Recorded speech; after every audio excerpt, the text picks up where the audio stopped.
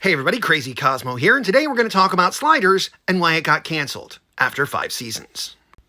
In 1995, on the Fox network, Sliders premiered, which was a very different kind of sci-fi show than anything we had seen before. Starring Jerry O'Connell, Sabrina Lloyd, Clavant Derricks, and John Rhys Davies, this was a show that turned into a bit of a social commentary. See, the original concept was that Quinn Mallory was a genius inventor, had created a remote control which allowed him to slide between universes, which allowed him to see the difference in which these universes had ended up creating themselves. Some of them were small decisions, some of them were large decisions. However, of course, it malfunctioned and brought with him the arrest of the cast, which brought forth the entire drama of the series. After 3 seasons of social commentary, however, Fox decided to unceremoniously cancel the series. Now, here's where it gets interesting, because the Sci-Fi Channel was looking for a brand new show to bolster some of its ratings, and enter Sliders.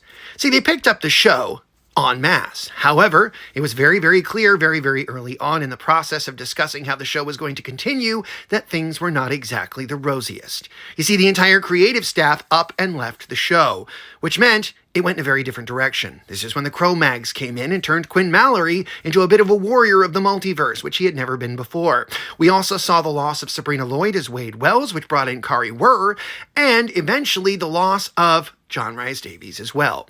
Now, of course, we eventually did see Jerry O'Connell's brother come in to play another Mallory character, but they both left after season 4, leaving the show to feel completely and utterly empty for its finishing final season.